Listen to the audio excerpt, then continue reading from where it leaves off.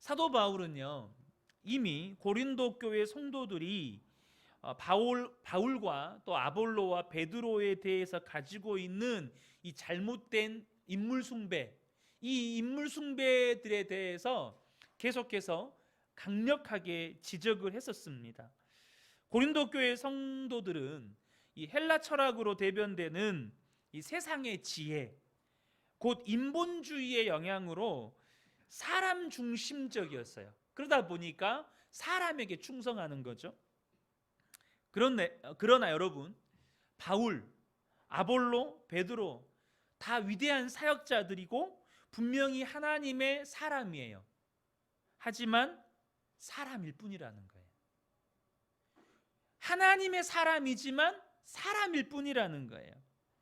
여러분, 교회가요, 유명한 지도자를 따르는 거, 교회가 사람 중심이 되는 거, 그것은요 세상 따라가는 거예요. 다시 말하면 인본주의를 따라가는 것이 되는 거예요. 앞서 이미 나누었지만 사도 바울은 사람을 따르고 자랑해서는 안 된다는 것을 굉장히 강한 어조로 촉구했어요. 사람 자랑하면 안 된다. 보실까요? 고린도전서 3장 5절에서 7절을 보면 그런즉 아볼로는 무엇이며 바울은 무엇이냐? 바울 다 자신이잖아요. 그들은 주께서 각각 주신 대로 너희로 하여금 믿게 한 사역자들이니라. 나는 심었고 아볼로는 물을 주었으되 오직 하나님께서 자라나게 하셨나니 그런즉 심는 이나 물을 주는 이는 아무것도 아니로되 오직 자라게 하시는 이는 하나님 뿐이시니라. 자, 여기 보세요. 지금 사도 바울이 굉장히 강한 어조로 사람 숭배하지 말고 사람 자랑하지 말라고 이야기하죠. 바울은 무엇이며 아볼로는 도대체 뭐냐? 그들이 교회 안에서 부르심을 따라서 나는 뿌렸고 아볼로는 물을 주었지만 그것은 아무것도 아니다라고 강한 어조로 지금 사람 숭배를 금하고 있는 거예요. 여러분, 근데요, 지금 사도 바울이 말한 것처럼 바울이나 아볼로 또 베드로와 같은 사역자들이 진짜 아무것도 아닙니까? 우린 이 부분에 대해서 한번 질문을 해볼 필요가 있어요. 그 질문에 대한 답이 사실 오늘 본문입니다. 본문은 이 사도 바울이 과도한 인물 숭배에 빠져 있는 고린도 교회 성도들에게 그들이 지금 숭배하고 있는 사역자들 그리고 이 교회 지도자들에 대해서 어떤 견해와 태도를 가져야 하는지를 제시하는 거예요. 만약에 심는 거나 물 주는 거나 아무것도 아니고 바울도 아볼로도 베드로도 아무것도 아니다로 끝나버리면 어떻게 받아들일까? 아, 진짜 아무것도 아니구나. 사역자들 뭐 그까짓 거 아무것도 아니구나. 이걸로 끝나버리는 거예요. 물론 이 부분에 대해서 오늘 본문이요, 지도자들에 대해서 어떤 견해와 태도를 가져야 하는지만 다루지 않아요.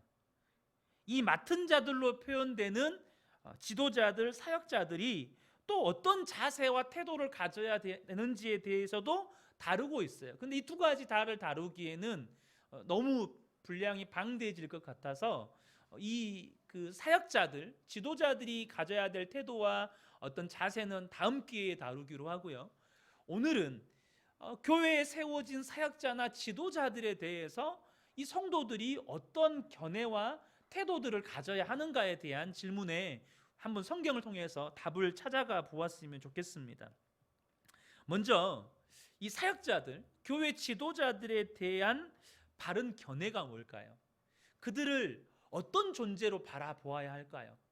당장 저와 여러분 관계로 본다면 담임 목사, 여기서는 뭐 저희 교회에서는 어떻게 보면 지도자라고 한다면 저를 제가 대표격이잖아요.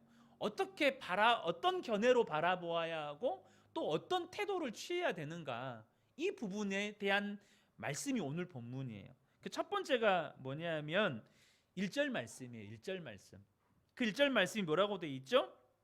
바로 그리스도의 일꾼이요 하나님의 비밀을 맡은 자로 여겨라. 이것이 교회의 지도자들 또 사역자들을 향해서 대하는 태도. 이건 무조건 물론 목사에 국한된 게 아닙니다. 교회 안에 목사만 사역자입니까? 그럼 절대 그렇지 않아요.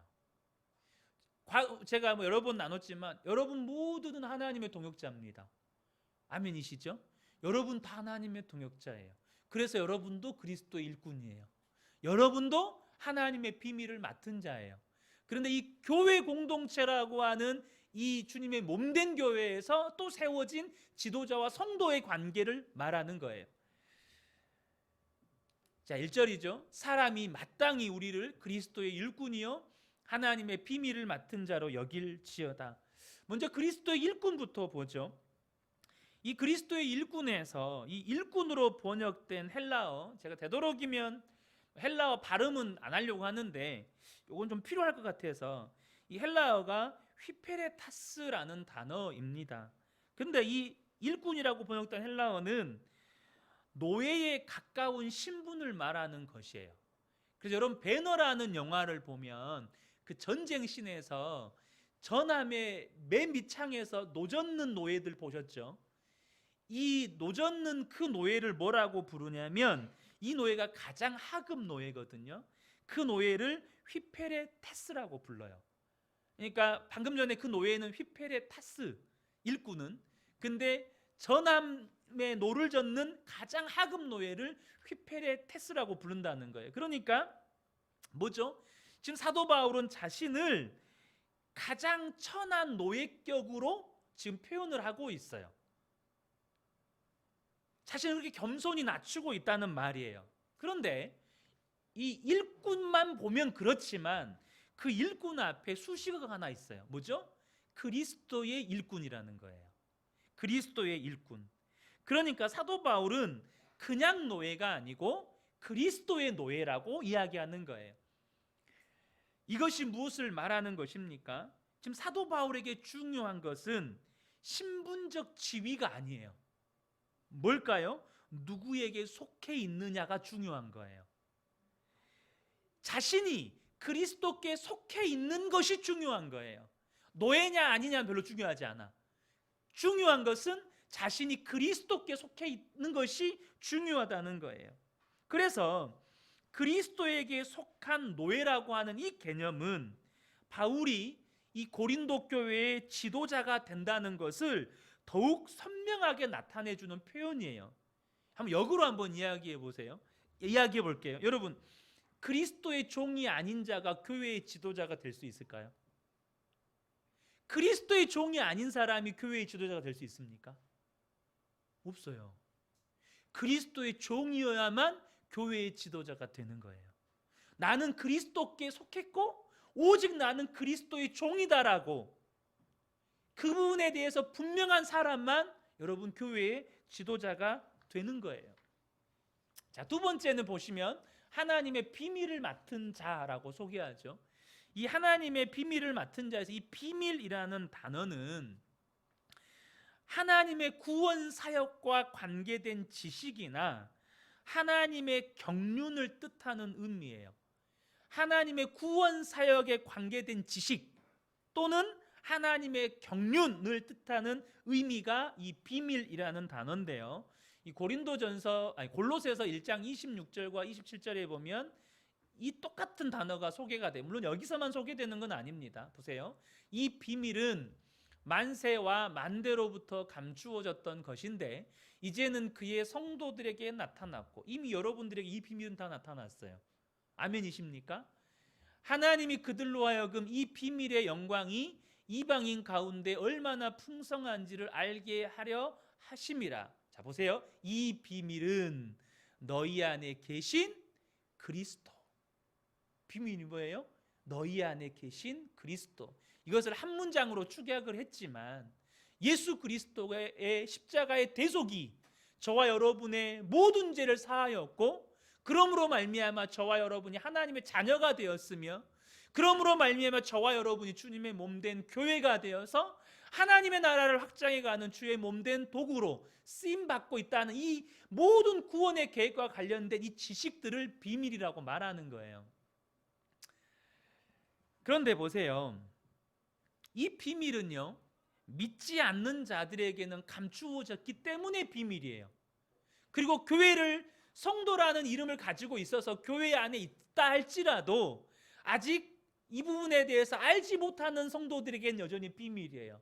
그러나 이 비밀을 맡은 자들에게는 뭐가 될까요? 계시된 진리가 되는 거예요. 사도 바울에겐, 지도자들에게는, 또 이 비밀을 이미 알고 있는 자들에게는 비밀이 아니라 계시된 진리가 되는 거예요. 이 말 이해되시죠?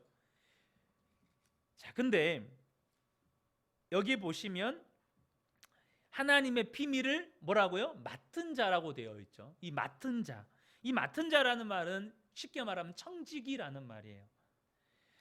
이 청지기는요, 한 집안의 행정 관리와 재정을 맡아 관장하는 지배인 또는 관리인이에요.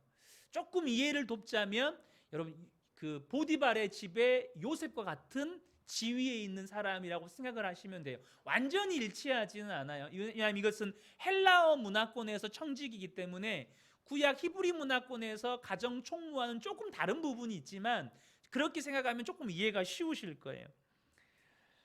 그런데 여기 보세요. 여기 청지기 앞에도 수식어가 따라 나와요. 무슨 수식어요? 하나님의 비밀을 맡은 자. 하나님의 비밀을 맡은 청지기라는 거죠. 그러니까 사도 바울은 이 사도 바울을 비롯한 이 교회의 지도자들은 교회의 구성원인 성도들을 관리하고 돌볼 뿐만 아니라 계시된 진리를 가르치는 영적인 청지기의 위치에 있다는 것을 지금 가르쳐 주고 있는 것입니다. 그런데 보세요. 일꾼이라는 단어 아까 뭐라고 말씀드렸죠? 가장 하급 노예.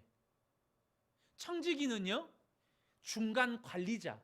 그에게는 어느 정도의 위엄과 권위가 부여된 직분이에요. 서로 완전 다르죠.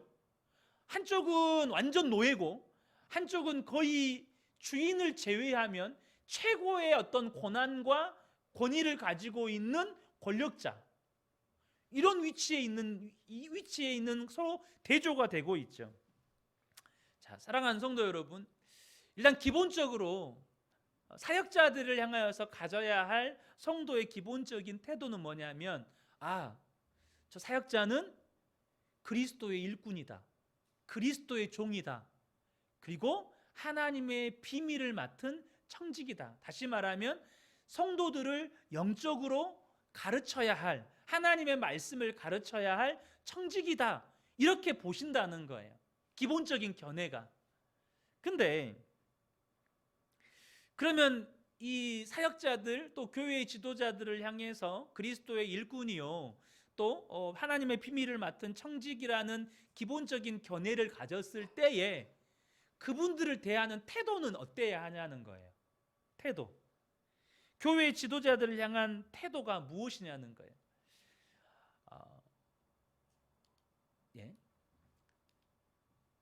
첫 번째가 뭐냐면 자격과 직책에 합당하게 존중하고 존경하라는 거예요. 자격과 직책에 합당하게 존중하고 존경하라는 것. 이게 조금 어려운 표현일 수 있는데요. 좀 더 쉽게, 아주 쉽게 이야기하면 첫 번째는 이것을 좀 풀어서 이야기하면요, 지도자들을요 과대평가하지 마세요. 지도자들에 대해서 그 자격과 직책에 합당하게 존중하고 존경하라는 말은 지도자들을 과대평가하지 말라는 거예요. 여러분, 지도자들은 주인이 아닙니다. 목사는 주인이 아니에요. 목사는 주님이 아닙니다. 그러므로 지도자가 또 사역자가 아무리 많은 수고를 하고 헌신을 하고 또 성도의 본이 되고 또 지도자를 통해 교회 안에서 많은 역사들이 나타나고 사역들이 일어난다 할지라도 지도자들을 과도하게 높이고 지도자들을 추종해서는 안 된다는 거예요. 이게 과대평가하지 말라는 말이에요. 여러분, 교회의 지도자들이요, 아까 말씀드렸던 청직이잖아요. 종 중에서는 최고 높아요. 쉽게 말하면 그 청지기의 위치로 따지면 종 중에서는 제일 높아요. 또 하나님의 집을 맡으면서 아까 말씀드렸다시피 청지기가 모든 재산을 관리해요. 이 청지기의 개념 자체가, 그러니까 목사가 교회 재산을 관리한다는 말이 절대 아닙니다. 이 의미 자체가 그만큼 강력한 권한이 부여되고, 또 그 관리자는 그 집안에 있는 나머지 종들에게 막 역할도 부여하거든요. 그러나 그리스도의 종 이상이 아니에요. 여러분, 그리스도의 종 이상이 아니란 말이에요. 절대 주인이 될 수 없다는 거예요. 여러분, 사도들이 어떤 사람들입니까? 사도들도, 예수님의 제자들인 이 12사도들도 주님의 일에 고용되고 주님의 심부름을 하고, 또한 지난 여러 세대에 감추어졌고 드러났던 하나님의 비밀을 전파하는 그냥 주님의 종이에요.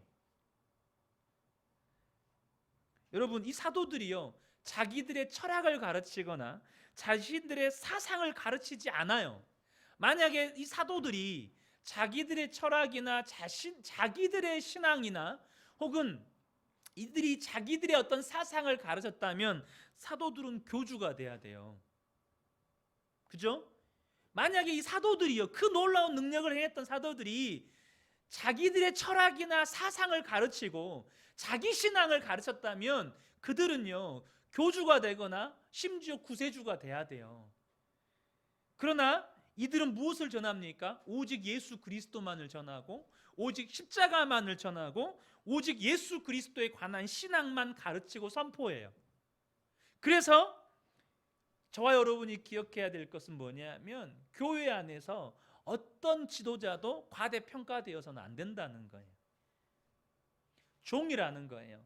또 한 가지, 그럼 과대평가만 안 되면 끝나는 걸까요? 아까도 말씀드렸지만 그 자격과 직책에 합당하게 존중하고 존경하라는 것에서 그 자격 이상으로 평가하면 안 돼요. 그러나 그 자격을 또 그 아래로 평가해서도 안 돼요. 그러니까 지나치게 과소평가해서도 안 된다는 거예요. 교회의 지도자들에 대해서 지나치게 과소평가해서도 안 된다는 거죠.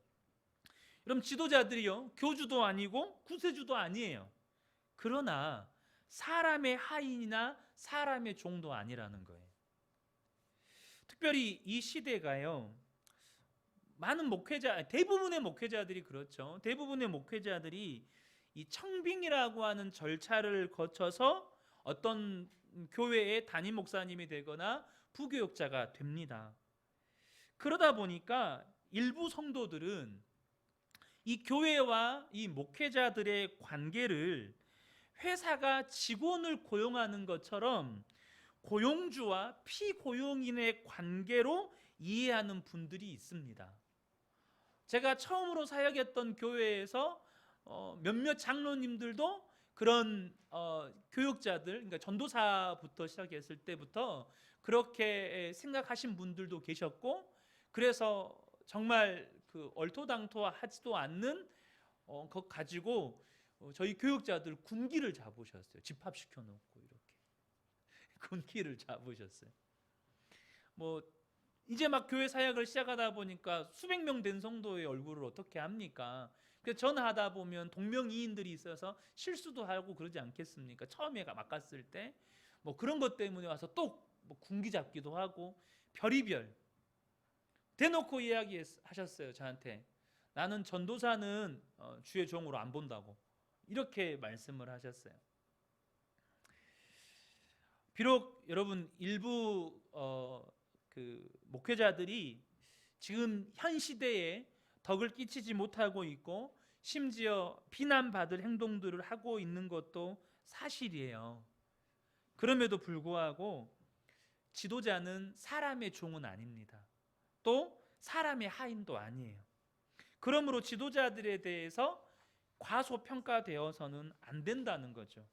왜냐하면 이 하나님의 부르심을 받은 사역자들, 이 지도자들이 교회의 주님이신 그리스도의 종이기 때문이에요.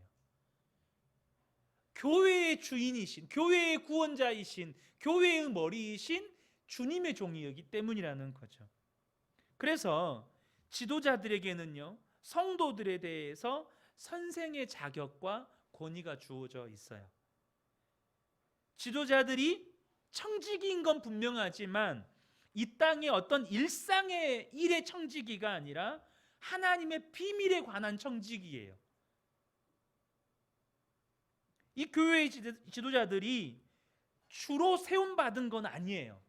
그럼에도 불구하고 이 신령한 비밀의 청지기라고 하는 이 명예로운 부르심에 봉사하고 있기 때문에 마땅히 거기에 합당한 존중과 존경을 받을 자격이 있다는 거예요. 자, 그러면 사도 바울은 여기서 이 지도자들에 대한 태도를 끝내지 않고요, 또 한 가지를 이야기를 합니다. 두 번째는 뭐냐 하면 이 지도자들에 대해서 아무것도 판단하지 말라는 거예요. 지도자들에 대해서 아무것도 판단하지 말라는 거예요. 사실 이게 이제 직접적으로는 고린도 교회 성도들과 이 바울과 아볼로, 베드로를 대표되는 이 목회자 그룹과의 관계에서 성도들이 목회자들을 어떻게 바라볼 건가에 대한 이야기이기 때문에 목회자인 저로서는 중이 제 머리 깎는 설교 같아서 굉장히 부담스럽기는 합니다. 솔직히 말씀을 드리면. 그러나 이거 제가 뭐 계획하고 설교한 게 아니라서 제가 오늘 설교 준비하는데 굉장히 애를 많이 먹었습니다. 어떻게 언어를 순화시켜서 표현을 하고 또 오해가, 성도님들 오해 생기지 않도록 또 표현을 할까, 굉장히 사실 이 부분에 대해서 막 처음에는 설교 진도가 안 나가서 너무 많이 애를 먹었어요. 근데 여러분 오해하지 말고 여러분 그냥 들으셨으면 좋겠습니다. 지금 본문에 있는 내용들을 그대로 그냥 말씀을 드리려고 해요. 자, 먼저 사도 바울이 아무것도 판단하지 말라, 지도자들에 대해서 판단하지 말라는 부분에 대한 이야기를 하죠. 3절과 5절입니다. 먼저 3절을 보세요. 너희에게나 다른 사람들에게나 판단받는 것이 내게는 매우 작은 일이라. 자, 여기서 우리가 뭘 먼저 알 수 있을까요? 사도 바울에 대해서 고린도 교회 안에서, 고린도 교회 안에 성도들 가운데 주로 누굴까요? 아볼로파나 베드로파겠죠. 또 이 예수파, 그리스도에게 속했다라고 말하는 이 바울파를 제외한 나머지 큰 세 개 분파겠죠. 이 세 개 파들이 뭘 했다는 거예요? 너희에게나 다른 사람에게나 판단받는 것이 내게는 매우 작은 일이라. 이미 지금 사도 바울이 많은 성도들로부터 판단받고 있었다는 거예요. 이해되시죠? 바울 못 쓰겠네. 바울 선생님 진짜 너무하네. 막 이렇게 이제 막 이렇게 판단하는 거죠. 근데 나도 나를 판단하지 아니하노니, 이 부분은 나중에 이제 다음 주에 나눌게요. 지금 이제 성도들이 지도자들에 대한 태도니까. 그러므로 때가 이르기 전 곧 주께서 오시기까지, 보세요, 아무것도 판단하지 말라. 너희는 판단하지 말라는 거예요. 아무것도 판단하지 말라. 그가 어둠에 감추인 것들을 드러내고 마음의 뜻을 나타내시리니 그때에 각 사람에게 하나님으로부터 칭찬이 있으리라. 자, 보세요. 주님 뭐라고 말씀하시죠? 지금 사도 바울을 판단하는 고린도 교회 안에 성도들이 있었고, 사도 바울만 판단하는 것이 아니라 아볼로에게 속하지 않는 사람들은 또 아볼로를 판단하고, 또 베드로의 파에 속하지 않은 사람들은 또 베드로를 판단하고, 이런 일들이 있었다는 거예요. 막 지도자들을 공격하고 거기에 대해서 막 이렇게 판단하는 일들을 비판하고 정죄하는 일들이 있었다는 거예요. 사랑하는 성도 여러분, 저와 여러분이 먼저 기억하셔야 될 게 뭐냐면, 누군가를 판단하지 말아야 될 것은 지도자들에 대한 태도만이 아니고 모든 성도들을 향하여서 가져야 할 태도입니다. 이것은 사도 바울만의 이야기가 아니라 이미 예수님께서 말씀하셨어요. 마태복음 7장을 보죠. 비판을 받지 아니하려거든 비판하지 말라. 이 비판이란 단어와 오늘 본문의 판단이란 단어가 동일한 단어입니다. 이것이 심판으로 번역되기도 하고 판단으로 번역되기도 하고 또 비판으로 번역되기도 해요. 너희가 비판하는 그 비판으로 너희가 비판을 받을 것이요, 너희가 헤아리는 그 헤아림으로 너희가 헤아림을 받을 것이니라.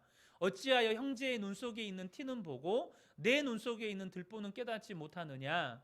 보라, 네 눈 속에 들보가 있는데 어찌하여 형제에게 말하기를 나로 네 눈 속에 있는 티를 빼게 하라 하겠느냐? 외식하는 자여, 먼저 네 눈 속에 들보를 빼어라. 그 후에야 밝히 보고 형제의 눈 속에서 티를 빼리라.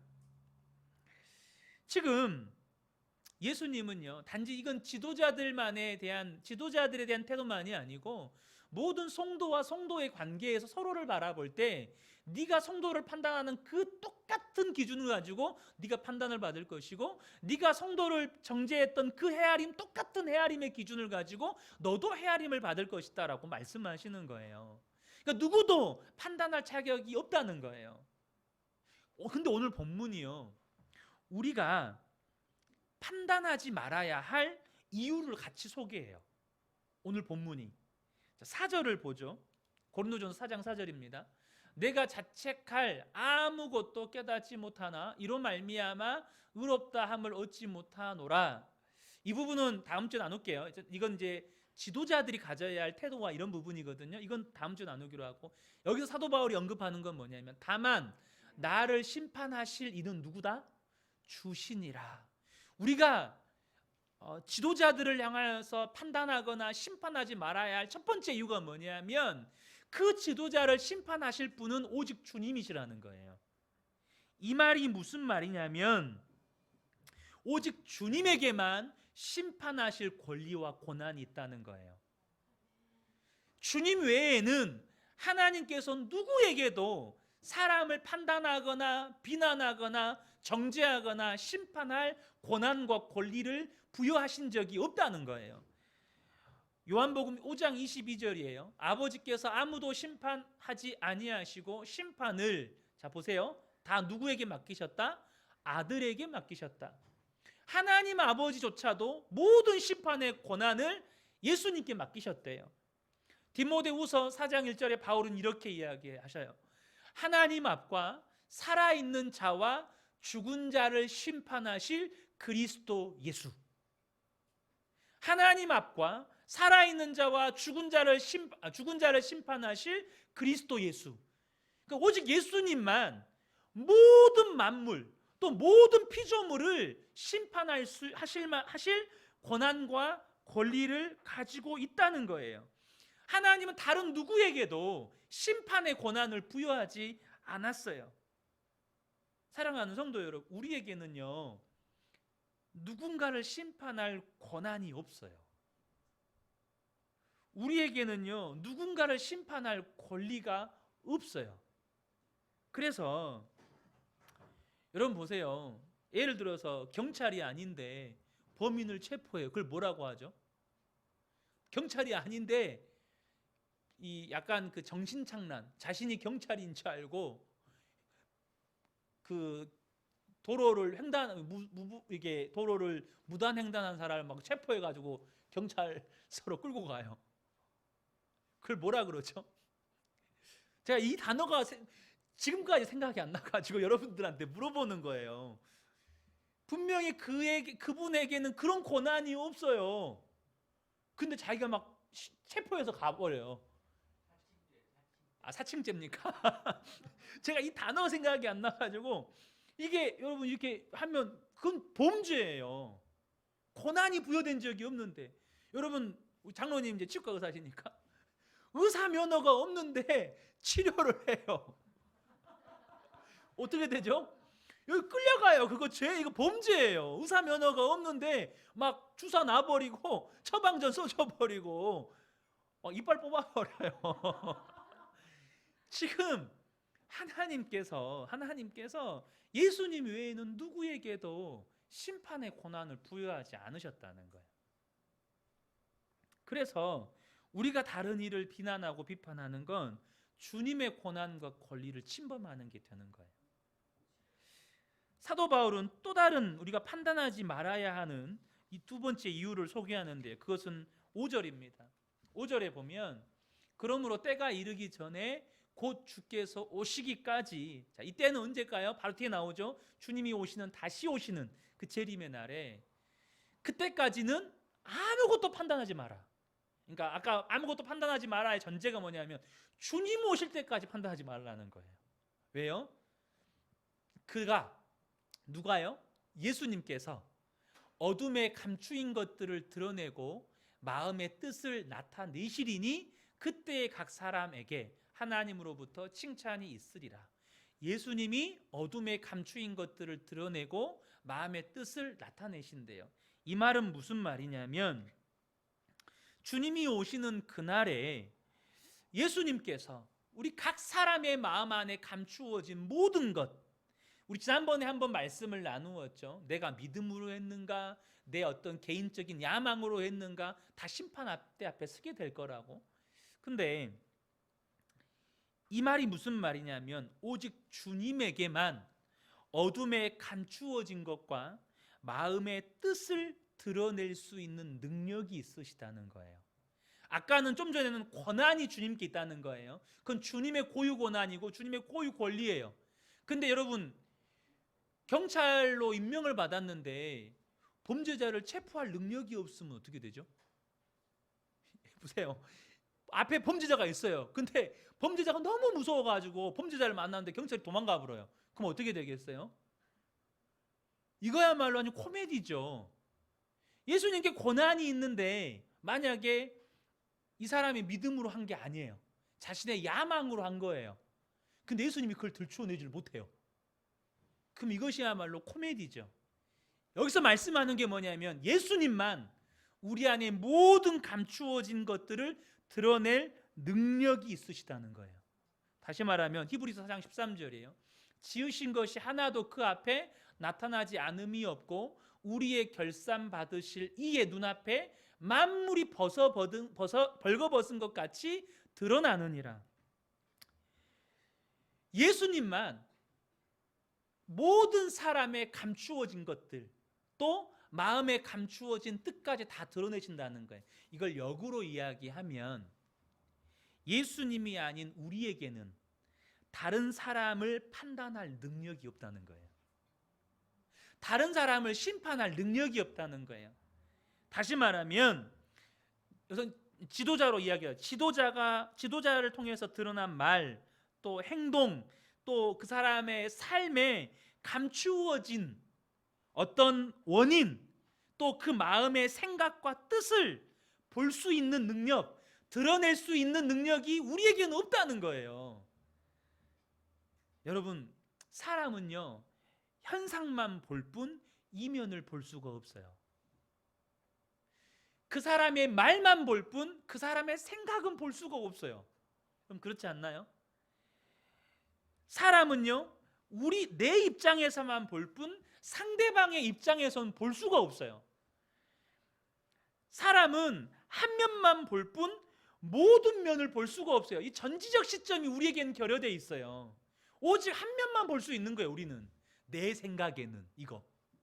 우리가 보는 관점은 언제나 내 생각에는이지 저 사람이 가지고 있는 생각, 그 사람이 품은 마음, 우리는 드러낼 수도 볼 수도 판단할 수도 없는 거예요. 그래서 여러분 보세요.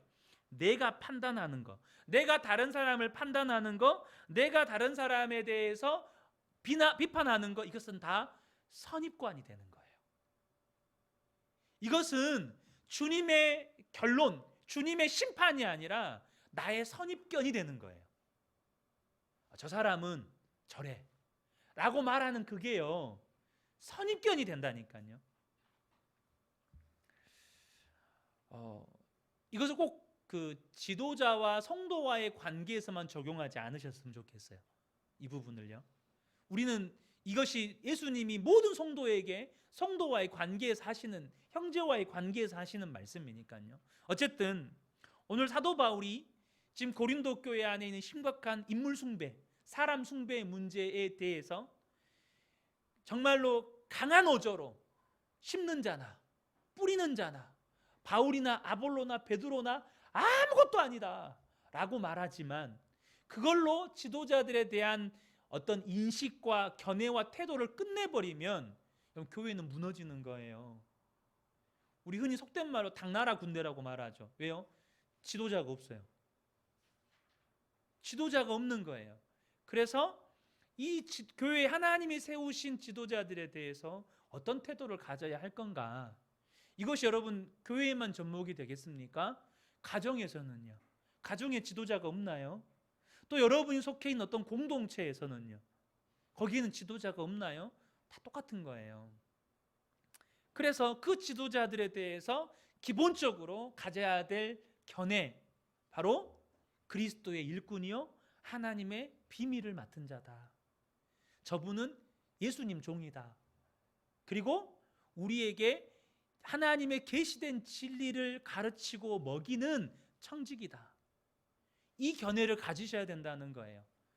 근데 아까도 말씀드렸다시피 이쪽은 노예, 이쪽은 막대한 권한을 가지고 있는 관리자. 이 말이 뭘까요? 지나치게 과소평가도 지나치게 과대평가도 하지 말라는 거예요. 다시 말하면 그 직책 또 그 자격에 합당한 존중과 존경을 하라는 거죠. 그리고 무엇보다도 그 지도자에 대해서 판단하지 말 것을 주님은 말씀하셔요. 오직 판단의 고난과 권리는 주님 것이고 무엇보다도 판단할 수 있는 능력은 주님께만 있어요. 우리는요 판단할 능력이 없어요. 선입견만 있을 뿐이에요. 내 생각만 있을 뿐이에요. 그래서 제가 늘 두려운 거예요. 여러분 누가 이 공간 안에서 누가 제일 판단 잘할까요? 제가 제일 잘해요. 이게 어쩔 수가 없어요. 아는 게 많다고. 그러니까 다른 게 아니고 성경에 대해서 성도님들보다는 조금 공부했다고 아는 게 많다고 제가 판단 제일 잘해요. 그러니까 두려운 거예요. 너무너무 두려운 거예요. 저는 이 말씀이 지도자와 성도의 관계이지만 저에게 주시는 말씀으로 봤습니다. 아, 나에게는 판단할 권한도 없고 판단할 능력도 없구나. 누구를 판단해요? 사랑하는 성도 여러분, 저는 우리 그은혜 교회가요 계속해서 이 고린도 전서를 통해서 문제 많은 현대 교회 안에 제시된 대안들이거든요. 단지 고린도 교회만을 향한 문제의 대안이 아니고 오늘날 현대 교회의 온통 수많은 문제들에 대한 대안이 고린도 전서에 들어 있거든요. 저와 여러분이 이 말씀들을 통해서 다시 한번 우리의 삶과 또 우리의 신앙들을 점검하시고 정말로 하나님의 부르심을 받은 선한 청지기 또 지혜로운 건축자들로 교회 안에서 세워가심을 경험해 가시기를 주님의 이름으로 축복합니다.